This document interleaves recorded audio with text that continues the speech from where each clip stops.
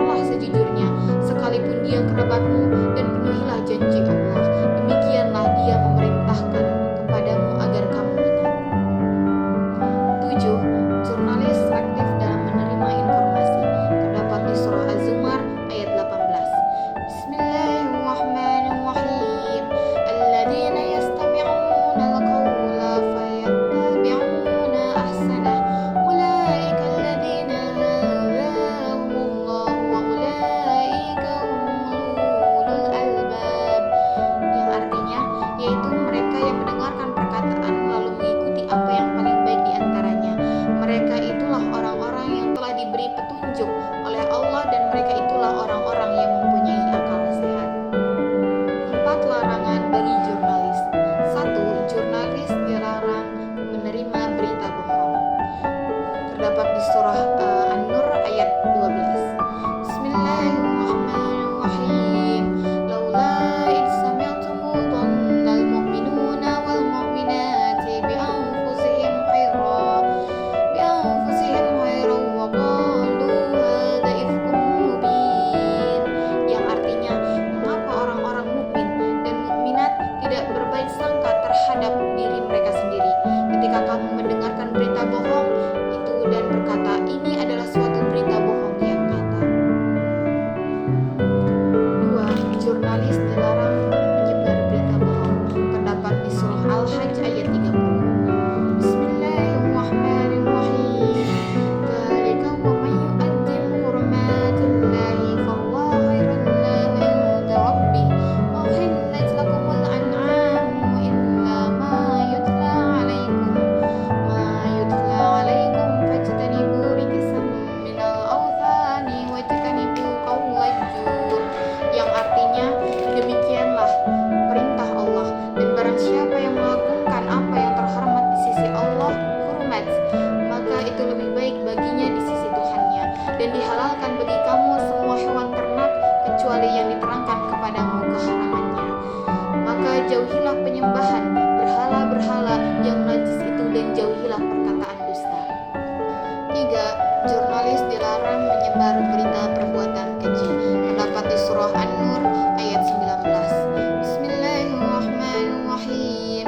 Innal ladzina yuhibbuna an tashi'al fasihatu fil ladzina amanu lahum 'adzabun 'alim fid dunya wal akhirah wallahu ya'lamu wa antum la ta'lamun. Yang artinya, sesungguhnya orang-orang yang ingin agar perbuatan yang sangat keji itu, berita bohong, tersiar di kalangan orang-orang yang beriman. Mereka mendapat azab yang pedih di dunia dan di akhirat, dan Allah mengetahui sedang kamu tidak mengetahui. 4. Jurnalis dilarang mengolok-olok, mencaci atau menghina. Terdapat di surah Al-Hujurat ayat 11. Bismillahirrahmanirrahim. Ya ayyuhalladzina amanu la yaskhar qaumun min qaumin 'asa ayyakunu khairan minhum wala nisa'un min nisa'in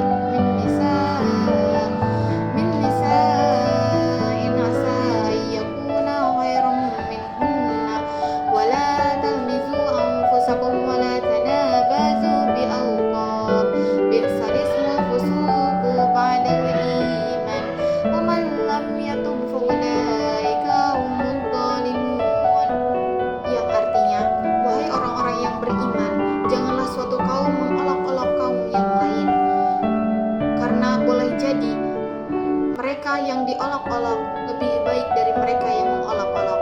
Dan jangan pula perempuan mengolok-olok perempuan lain, karena boleh jadi perempuan yang diolok-olok lebih baik dari perempuan yang mengolok-olok. Janganlah kamu saling mencela satu sama lain, dan janganlah saling memanggil dengan gelar-gelar yang buruk. Seburuk-buruknya panggilan adalah panggilan yang buruk fasik setelah beriman. Dan barang siapa yang tidak bertaubat, maka mereka itulah orang-orang yang zalim. Media jurnalis. 1. Kolam atau pena. Terdapat di surah Al-Alaq ayat 3-4. Bismillahirrahmanirrahim. Iqra wa rabbukal akram alladzi 'allama bil qalam. Yang artinya, bacalah dan Tuhanmu lah yang maha mulia, yang mengajarkan manusia dengan pena. 2. Midan atau tinta. Terdapat di surah Al-Kahfi ayat 109. Bismillahirrahmanirrahim. Qul law kana al-bahru midadan li kalimati rabbi lanafida al-bahru qabla an tanfada kalimatu rabbi walau ji'na bimithlihi madad. Yang artinya, katakanlah Muhammad, seandainya lautan menjadi tinta untuk menulis kalimat-kalimat Tuhanku, maka pastilah habis lautan itu sebelum selesai penulisan kalimat-kalimat Tuhanku, meskipun kami datangkan tambahan sebanyak itu pula. 3. Kirtos atau kertas. Terdapat di surah Al-An'am ayat 7. Bismillahirrahmanirrahim. Walau nazzalna 'alaika kitaban fi qirtasin falamasuhu bi'aydihim laqala alladzina kafaru in hadza illa syihrun mubin.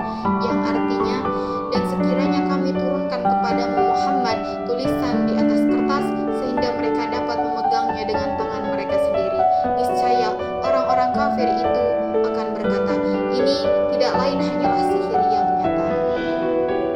4. Suhuf atau lembaran-lembaran kertas. Terdapat di surah An-Najm ayat 36 sampai 37. Bismillahirrahmanirrahim. Am lam yunabbah bima fi suhufi Musa wa Ibrahim alladzi waffa.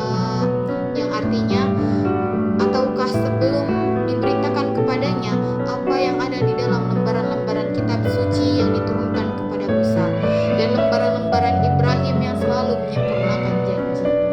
5. Rok atau lembaran-lembaran tulisan. Terdapat di surah Al-Mutaffifin ayat 19 sampai 20. Wa ma adraka ma 'illiyun kitabun marqum.